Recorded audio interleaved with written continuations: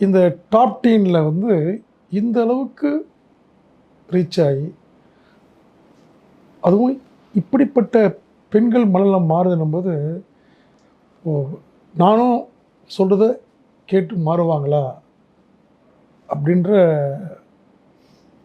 மனசு எனக்கு ஒரு ரொம்ப ஆசையாக இருந்தது.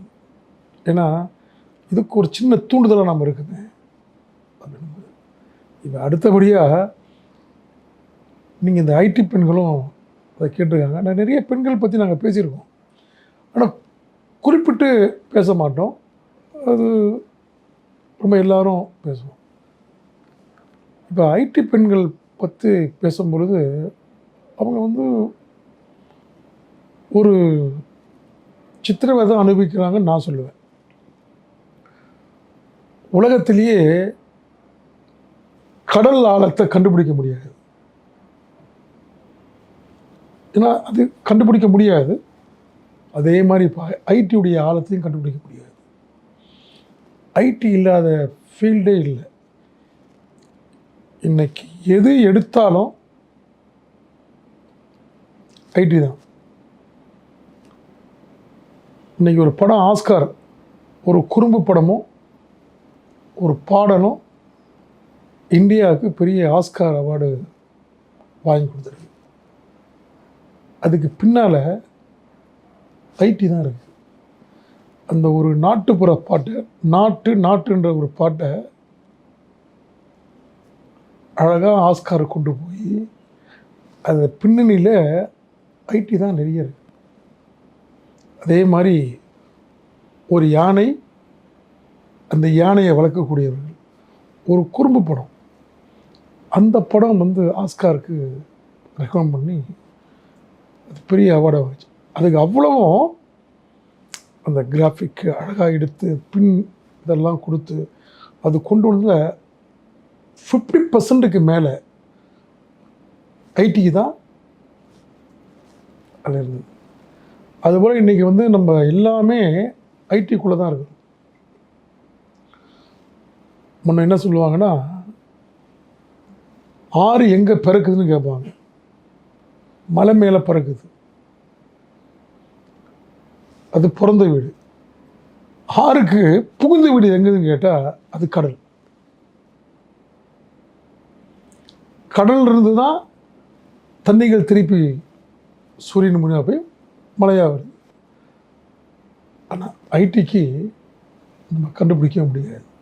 அந்த அளவுக்கு பெருசாக வளர்ந்துருச்சு. அந்த வளர்ச்சி பெருசு.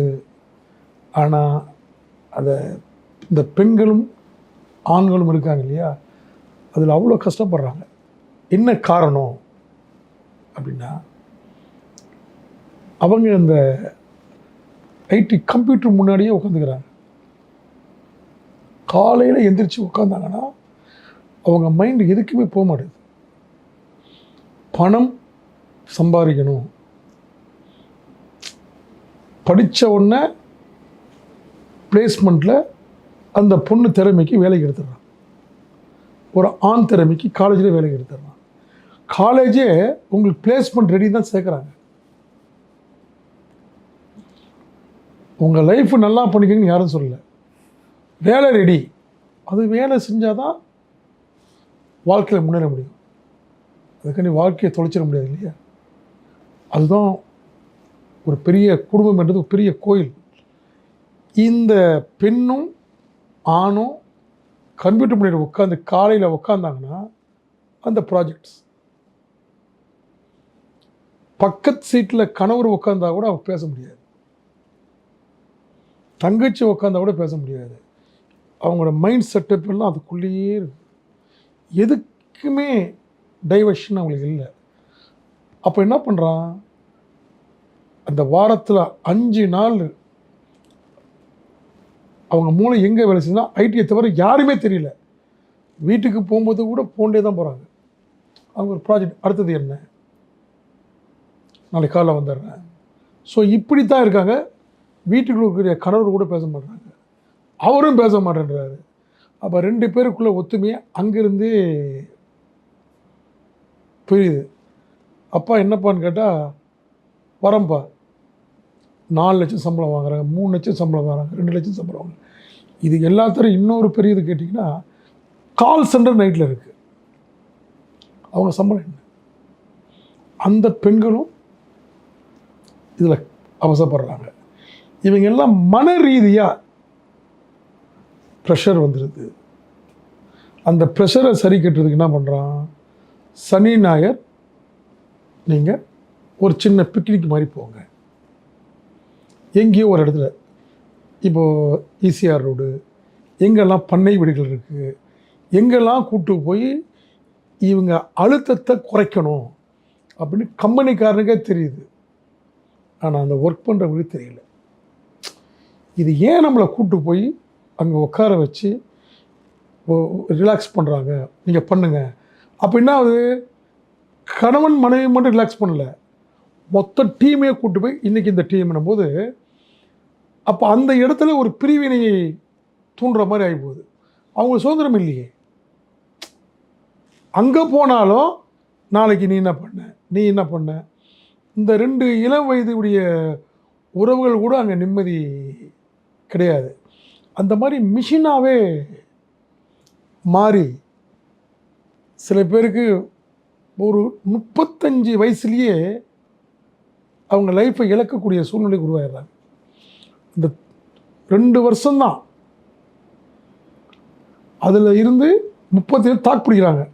35 வயசில் டைவர்ஸ் கேஸுக்கு போகிறாங்க. அது என்ன, பலவிதமான இது கணவன்கிட்ட கரெக்டாக பகிர்ந்துக்கிறது கிடையாது.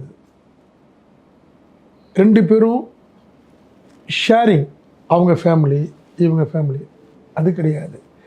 எனக்கு என்ன வேணும், உனக்கு என்ன வேணும் கிடையாது. குழந்தைய பெற்றுக்கிறாங்க, அடுத்த செகண்டே அங்கே பேபி சின்ன ஸ்கூல் இருக்கும், அதில் உடனே சேர்த்துடுறாங்க. வீட்டில் வேலைக்காரமாக போய் குழந்தைய கூப்பிட்டு வரும். சென்னைக்குள்ள இயற்கையான வீடு வாங்கணும்னா வாங்க முடியுமா? உங்களுக்கான வீடு சுத்தியும் எல்லா ஃபெசிலிட்டியும் இருக்கணும்னு நினைச்சா வாங்க முடியுமா? ஆனா இயற்கையாவும் உங்களுக்கு தகுந்த எல்லா வசதிகளும் இருக்கிற மாதிரி ஒரு வீட்டை எங்களுடைய KRM 99 டிலைட்ஸ்ல நீங்க வாங்க முடியும். Just ₹64 lakhs. இப்பவே உங்களுக்கான அபார்ட்மெண்ட்டை எங்களோட நம்பருக்கு கான்டாக்ட் பண்ணி புக் பண்ணிக்கோங்க.